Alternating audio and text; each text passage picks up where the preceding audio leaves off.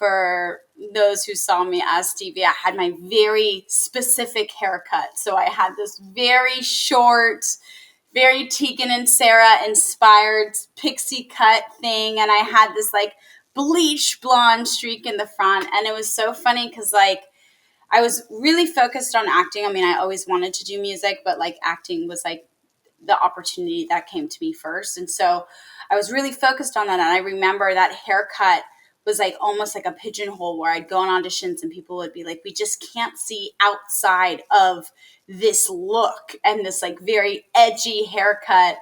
And I was just like, gosh, I'm just never going to book anything being myself, looking like myself.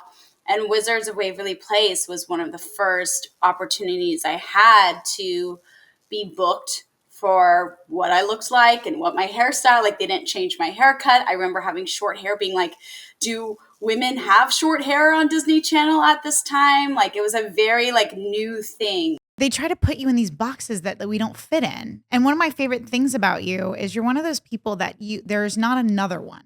You know what I mean? Like I don't know anyone else that is so you. And that's one of the most beautiful things about you. And it's so frustrating to me that you were ever put in a position where what was so unique about you that they wanted to water down or change.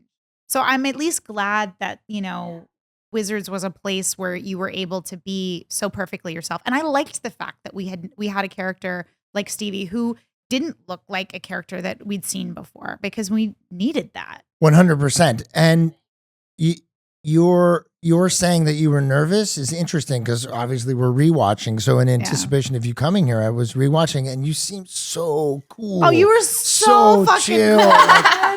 and it I really was like, worked. who is this girl? She's so like self-realized. She knows who she is. She's so fucking cool. I felt like such a nerd. By the way, I was telling Peter this. I was like, I don't remember having this conversation with Peter, but I remember feeling like really insecure when Stevie came on because I was like, Harper's being replaced, and like there's not this like really cool girl that's gonna like be the friend now, and Harper's like being edged out, and like I guess I had conversations with him where I like felt like kind of mirroring the show because I know like Harper like had moments where she was like, who's this Stevie person? Right. There was but I guess in real life, Peter was saying like you kind of felt that a little bit. But yeah, no, I was like super nervous just because the show was very established. You all get so many guest stars all the time. And I think also at the time, I wasn't sure how many episodes.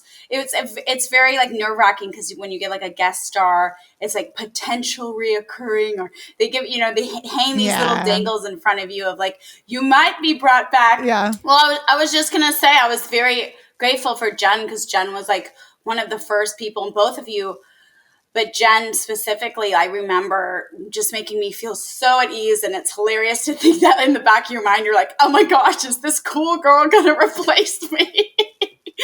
But I was like, Jen is so warm and just like really made me feel welcome. And, you know, it's my first time. It was my first experience doing a TV show. Like it was a lot of firsts for me. And as well, like you said earlier, when we were talking about my hair, like I felt like most of my acting career was always trying to water down what I looked like, what I naturally wanted to wear. And so it was cool to book a role that just kind of highlighted that or supported what I looked like. And it worked for the role that they were looking for Stevie. When you were in a hard position, because it is hard to come in kind of, it's kind of this is a weird reference, but I'm full of them, of this like guess who's coming to dinner kind of feeling of this outsider coming into this place. It's a hard position to be in. So I can only imagine, and I had been in that position before.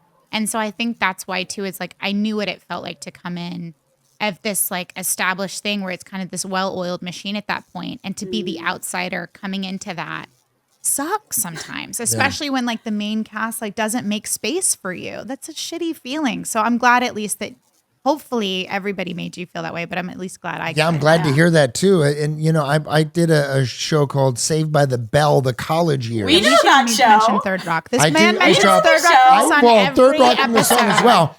But when I got there, I was super nervous. And Mario Lopez was like, hey, the bathroom's over there. This is craft service. Yeah. And if you want to come to lunch with us, you can. And I was like, holy shit, they're being nice to me. This is great. It Yeah, felt it's like good. high It's school very all over important again. Yeah. Yeah. It goes a It's long like being way. invited to the lunch table. People remember that forever. Right. And it can go full circle because then when you have a show or when you're, at the stage you're at in your career, you can then kind of guide other people into the niceness that is, being someone who's the person in demand can be very nice to the other people or can be an asshole. Yeah. You know what I mean? So when you're on the other side, it's really nice to be there, where people are helping you and guiding you through it. Had you not ever done a sitcom or a TV show for that matter at that point? I don't think I had. I think that was the very first TV show I had.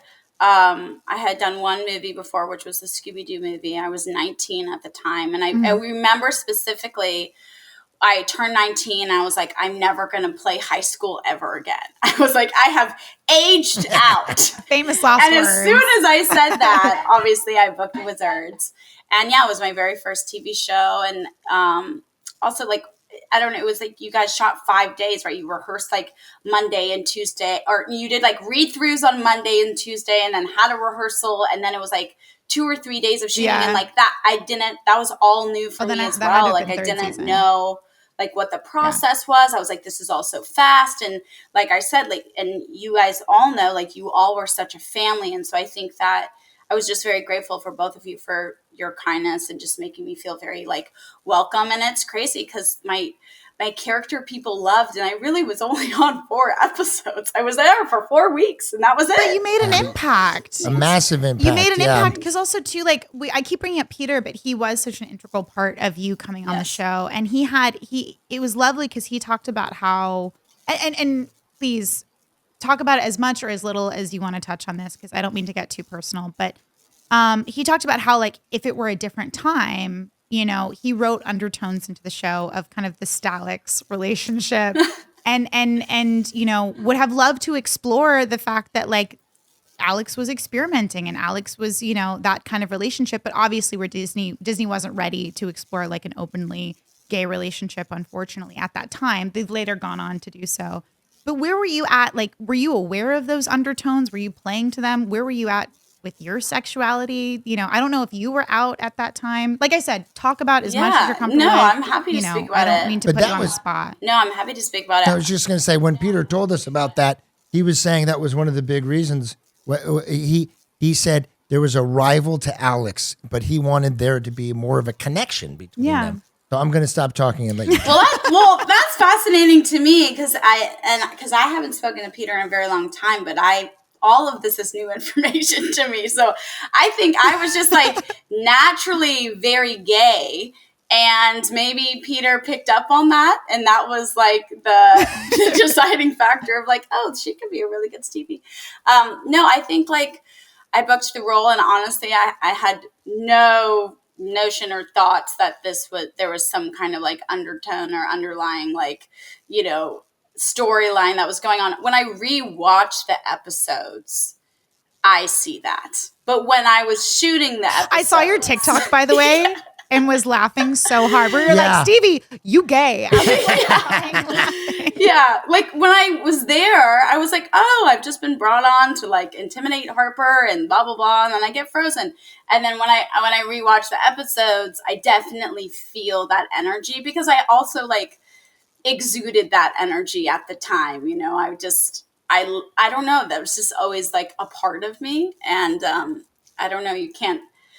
The lesbian energy was really thriving at that moment. But I was in the closet to the public at that time. So like 19, I was probably out to people in my circle and my life. But 2015, when I released Girls Like Girls, that was like my coming out, which was years later. So it was definitely, it's funny to look back, and it's really so much fun to hear the fans' reactions to Stalix and the comments of just everyone just being like, this is so gay. And I was just a baby Hayley in the closet at that time, trying to hide it. And to be honest, I was scared because, obviously Disney has progressed so much and the world is, continuing to improve and move forward. But like at that time, I was like, oh, I don't want anyone to know that I'm gay, because then I might not